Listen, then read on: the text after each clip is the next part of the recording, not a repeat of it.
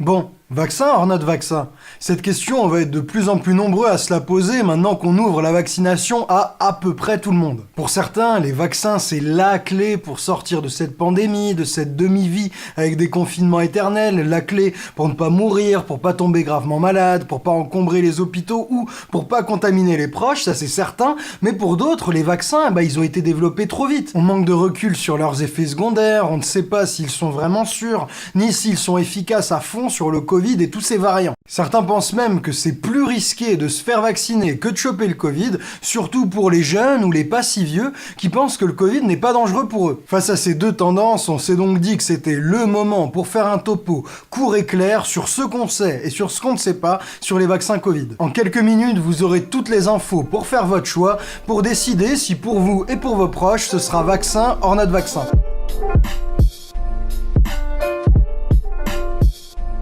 Commençons par comparer ce qui se passe dans ton corps quand tu te vaccines et ce qui se passe quand tu chopes le Covid. Aujourd'hui en France, la plupart des vaccins disponibles, c'est les fameux vaccins à ARN messager, les vaccins Pfizer ou Moderna. Il nous reste bien quelques millions de doses du vaccin AstraZeneca, ces doses sont réservées aux plus de 55 ans et on en parlera plus tard. Un vaccin ARN, c'est comme un jus de Big Mac qu'on t'injecte dans le triceps. Je vous jure, c'est de l'eau, du gras, des sels et du sucre. C'est tout ce que contiennent les fameux vaccins ARN et pas d'aluminium, pas de mercure, pas d'adjuvant. L'ARN du vaccin, c'est simplement une information qui va faire produire à tes cellules un petit bout du virus, et pas n'importe lequel, la fameuse protéine Spike. Spike, c'est la petite couronne qui lui permet d'entrer à l'intérieur de nos cellules. L'ARN contenu dans les lipides qu'on t'injecte, il ne modifie absolument pas ton code génétique. En vrai, l'ARN ne rentre même pas à l'intérieur du noyau de tes cellules où se trouve ton ADN à toi. Pour ton système immunitaire, ces petites protéines Spike qu'a fait produire le vaccin à nos cellules, c'est des intrus. Du coup, le système immunitaire, il fait son taf et vient les détruire. Si bien qu'au bout de 48 heures environ, l'ARN du vaccin et les petits Spike ont été complètement éliminés par ton organisme. Il n'y a plus rien dans ton bras, il n'y a plus rien ailleurs dans ton organisme et évidemment, tu as toujours exactement le même code génétique. Mais avec ces 48 heures, quelque chose de fondamental a changé. Ton système immunitaire, il a fini son entraînement, il a appris à reconnaître la protéine Spike. Après ce cours particulier, s'il rencontre un jour le virus, eh bien ton système immunitaire va immédiatement reconnaître et détruire les protéines Spike et donc il empêchera le virus d'entrer dans tes cellules et de se reproduire.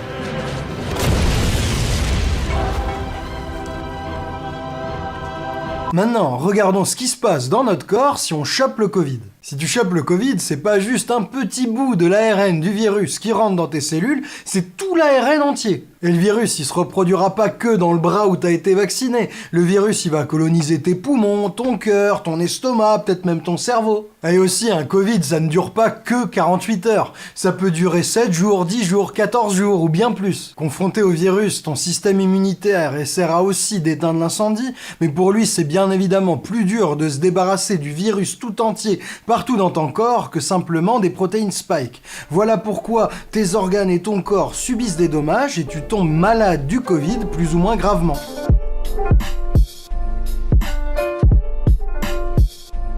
Vous le savez sûrement, la gravité d'un Covid, ça dépend de l'âge, du sexe et des fameuses comorbidités. Selon ces paramètres, vous avez plus ou moins de chances d'être hospitalisé pour insuffisance respiratoire, d'être transféré en soins intensifs, voire carrément en réa, et in fine même de pouvoir mourir du Covid. En gros, le Covid, c'est beaucoup plus grave pour un homme vieux et obèse que pour une jeune femme en pleine forme. Il serait faux de croire que quand on est jeune, on est 100% à l'abri du Covid. Voici les risques de passer à l'hôpital ou de mourir du Covid une fois qu'on l'a attrapé, selon ton âge et pour la France. Imaginons que tu es entre 20 et 30 ans, eh bien il y a un cas de Covid sur 250 qui finit à l'hôpital.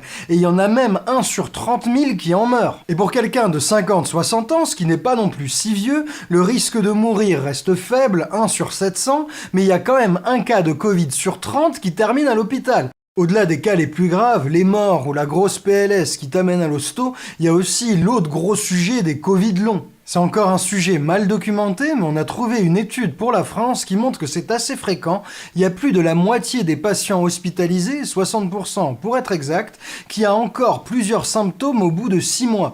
Et on parle de trucs qui sont pas sympathiques, des problèmes à respirer, des douleurs articulaires, des fatigues extrêmes, des maux de tête. Ces Covid longs, ils touchent aussi des jeunes, aussi des gens qui n'étaient pas forcément à l'hôpital, et même des gens qui n'étaient pas forcément super malades au moment de l'infection. Toutes ces personnes se retrouvent handicapées pendant des mois par les effets à long terme du virus sur leur organisme.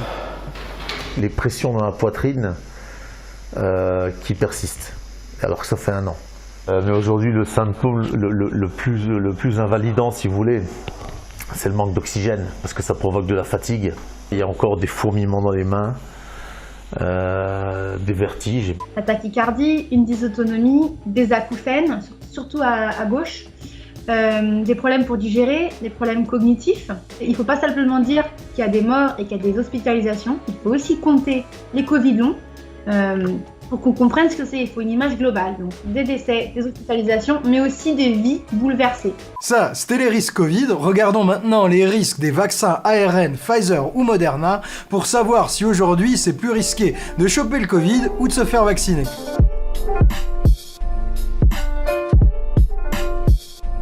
On a maintenant des centaines de millions de personnes qui ont reçu l'un ou l'autre vaccin ARN rien qu'aux États-Unis et on a pu observer attentivement tous les effets secondaires de ces vaccins sur plusieurs mois. Premier bilan, on retrouve beaucoup d'effets secondaires bénins qui surviennent juste après la vaccination.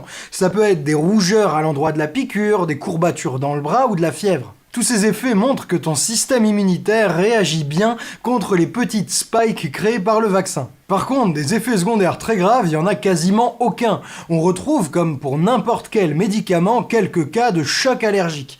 Pour les vaccins, ils surviennent dans moins d'1 cas sur 100 000, ce qui est rarissime. Quand ça arrive, de tels chocs allergiques surviennent le plus souvent dans les 15 minutes qui suivent la vaccination. Voilà pourquoi les personnes vaccinées restent sous observation médicale pendant un quart d'heure. Grâce à ça, ces chocs allergiques se soignent très bien et laissent très peu de séquelles. Et pour le moment, c'est tout. Voilà les seuls cas d'effets secondaires très graves avérés aujourd'hui. Pour être complet, il faut quand même mentionner pour le vaccin Pfizer quelques cas suspects d'inflammation du cœur ou du pancréas, mais ces cas sont tellement rares, moins de 1 pour 1 million, qu'il se pourrait très bien qu'il n'ait pas de rapport avec le vaccin. Et quant au vaccin Moderna, là il n'y a rien du tout. Du coup, si on reprend notre tableau de tout à l'heure, on voit que le plus faible risque Covid, celui de mourir quand on a 20-30 ans, reste bien supérieur au pire risque de la vaccination. Tout ça sans parler des Covid quand t'es plus âgé, des risques de passer à l'hosto ou des Covid longs. Sachant qu'on finira tous par choper le Covid au bout d'un moment si on continue à laisser circuler le virus, le bénéfice de la vaccination me semble assez clair.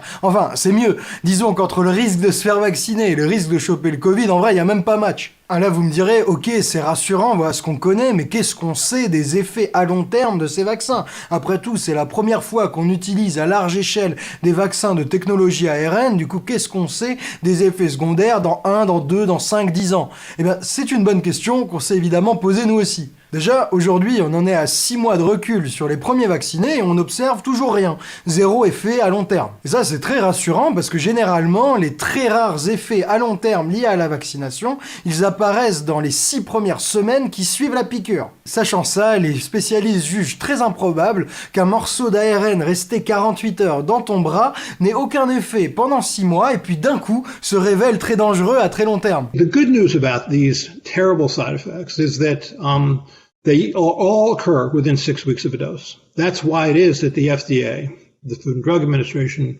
insisted that each of these vaccines be studied for at least 2 months after the last dose, knowing that there's not been a serious side effect in history that hasn't occurred within weeks of getting the dose, within 6 weeks of getting the dose. Mais bon, c'est pas impossible. Il y a que l'avenir qui nous le dira avec certitude. Ce qu'il faut retenir, c'est qu'aujourd'hui, les chercheurs, ils s'accordent à dire que ces effets à long terme des vaccins sont très improbables. Par contre, ce qui est certain, c'est que de l'autre côté, si tu chopes le Covid, là, on sait que ça peut avoir des effets à long terme assez importants. On ne sait pas quand les Covid longs vont s'arrêter, et on ne sait pas non plus s'ils n'auront pas bien plus tard des conséquences cardiaques, neurologiques, ou ce que vous voulez. Bref, là encore, quand on regarde les effets à long terme sur la santé, se vacciner, ça a l'air beaucoup moins risqué que de choper le Covid. Voilà pour la sûreté, mais est-ce qu'ils sont efficaces ces vaccins? Parce que s'ils marchent pas très bien, s'ils sont inutiles face aux variants, ça nous fait une belle jambe de savoir qu'ils sont sûrs.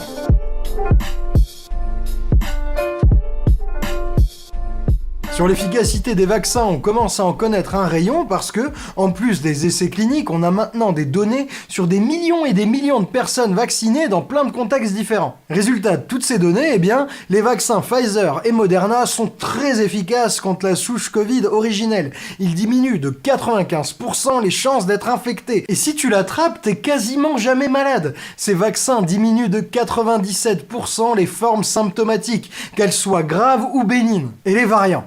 Pour le variant anglais, qui en ce moment circule de manière majoritaire en France et en Europe, pas de problème, l'efficacité est inchangée. Pour les variants sud-africains, brésiliens ou indiens, qui pour le moment sont minoritaires en France et en Europe, eh bien là, tout n'est pas sûr, on n'a pas encore de données certaines, mais les premiers résultats sentent bon. Au Qatar, des chercheurs viennent de montrer que le vaccin Pfizer est efficace contre le variant sud-africain. Il élimine 75% des contaminations, mais surtout, il est quasi efficace à 100% contre les formes graves. Ça, c'est juste dingue. Si ça se confirme, ça montre que les vaccins restent protecteurs contre l'un des pires variants. Si moi, on m'avait dit ça il y a un an, que les futurs vaccins, ils seraient efficaces contre les pires variants, j'aurais pas cru ou j'aurais fait la fiesta. Pour Moderna et pour les autres variants, on va pas saouler avec les détails parce qu'il y a encore des incertitudes, mais les premières données suggéreraient que ces vaccins resteraient efficaces, et même pour le variant indien. Enfin, un petit bonus à savoir qui est rassurant, c'est qu'on est plus réactif aux variants quand on utilise une technologie ARN qu'un vaccin classique. En effet, pour les fabricants, c'est vachement facile de changer l'ARN contenu dans le vaccin pour l'adapter à un variant plus coriace. En parlant de vaccin classique, c'est le moment d'aborder la question du vaccin AstraZeneca. Faut en parler parce qu'il nous reste aujourd'hui quelques millions de doses pour le moment réservées aux plus de 55 ans. La question c'est, est-ce que ça vaut le coup de se faire vacciner au vaccin AstraZeneca? La question se pose surtout sachant les cas de thrombose liés au vaccin qui ont fait couler beaucoup d'encre. Du coup, voilà ici les risques de thrombose vaccinale pour toutes les tranches d'âge au-dessus de 50 ans. Ce qu'on voit, c'est qu'une fois encore, se vacciner est moins risqué qu'attraper le Covid. Même pour les plus jeunes éligibles au vaccin anglais,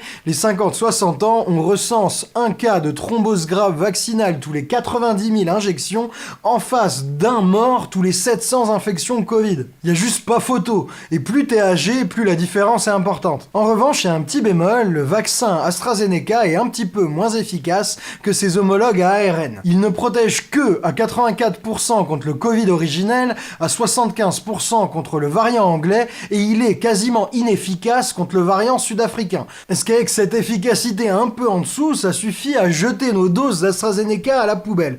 Eh ben, pas si sûr. Pourquoi? Eh bien justement parce qu'on réserve le vaccin AstraZeneca aux plus de 55 ans, c'est-à-dire une population assez vulnérable au Covid. Quand t'as une chance sur 30 de finir à l'hôpital, eh bien peut-être que 75% d'efficacité contre le variant anglais, qui est dominant aujourd'hui, ça peut faire une grosse diff. Vu que le virus circule encore pas mal, eh ben ça peut peut-être être dommage s'il n'y a pas de dose disponible de vaccin ARN dans ta région, d'attendre quelques semaines pour enfin avoir ta dose d'ARN et donc de perdre des semaines précieuses de protection. Mais bon, en vrai, parle-en à ton médecin, c'est lui qui saura te conseiller. Le médecin doit être un petit peu le papa de ses clients, de ses patients, n'est-ce pas? Voilà pour le vaccin AstraZeneca. Bon, maintenant qu'on a les idées claires sur l'efficacité des vaccins, les risques des vaccins en face des risques Covid, faut quand même qu'on prenne 2 secondes pour envisager les bénéfices collectifs qu'il y aurait à une vaccination massive pour arrêter l'épidémie. Ouais, pour les maladies infectieuses, on se vaccine pas que pour pas tomber malade, on se vaccine aussi pour stopper l'épidémie. On a déjà vu que les vaccins nous empêchaient d'attraper le Covid, 95% d'efficacité pour les vaccins ARN, tout ça, c'est génial, ça casse les chaînes de transmission,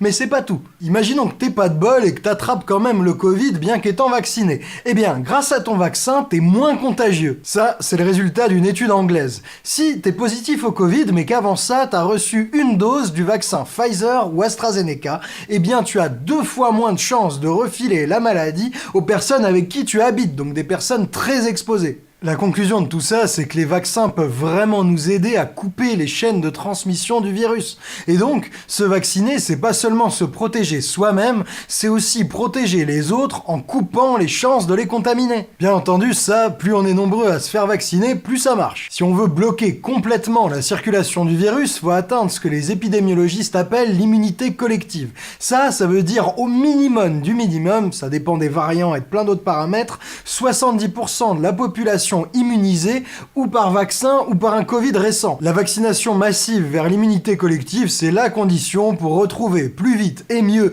une vie beaucoup plus libre avec beaucoup moins, voire pas du tout, de restrictions sanitaires. Je dis ça parce que si, à l'inverse, on est trop peu nombreux à se faire vacciner, eh bien on va laisser au virus un énorme réservoir de gens, un joli terrain de jeu dans lequel il va pouvoir se déplacer, contaminer, tuer et peut-être même muter. Vous voyez bien que sans vaccination massive, il y a de grandes chances que les mesures barrières, que les restrictions sanitaires durent dans le temps. Voilà, après avoir fait le tour de la question, vous l'avez compris j'imagine, pour nous, notre opinion, c'est qu'on a à la fois individuellement et collectivement intérêt à être les plus nombreux à se faire vacciner. C'est ce qui va nous permettre de reboire des bières, de refaire la fête, d'inviter des gens à dîner tranquillement, d'aller voir des concerts, d'aller au stade, à la salle de sport, ce que vous voulez. Tout ça sans 1000 millions de mesures sanitaires reloues et sans prendre le risque de refaire circuler le virus et donc de retuer des gens. Voilà, ça c'est notre opinion, c'est celle de Steph, c'est celle de l'équipe, mais vous êtes bien assez grand pour vous faire la vôtre et avec cette vidéo, vous avez tous les éléments factuels pour vous informer. D'ailleurs, si ce topo vous a été utile, si vous avez apprécié qu'on aille chercher les données les plus récentes et les plus solides, et si vous avez kiffé qu'on aille dénicher l'essentiel au milieu d'un torrent de mensonges et de fausses informations, bien n'hésitez pas à partager cette vidéo au maximum. Et les gens en feront ce qu'ils veulent de cette vidéo, mais au moins ils auront eu une chance d'avoir accès à des infos fiables, claires et vérifiables. Et si vous appréciez notre état d'esprit et notre boulot sur Osons Causer, vous allez adorer Osons Comprendre. Réchauffement climatique, relance économique, démocratie, Union européenne, énergie, on essaye de traiter tous les grands problèmes que nous, notre génération, on a en face de nous dans cette période et d'y trouver des solutions. Bon, voilà, assez de pub pour aujourd'hui. Moi, j'étais vraiment content de faire cette vidéo qu'on juge importante. N'hésitez pas à la faire tourner et surtout, prenez soin de vous. Je vous fais plein de bisous les copains. Ciao.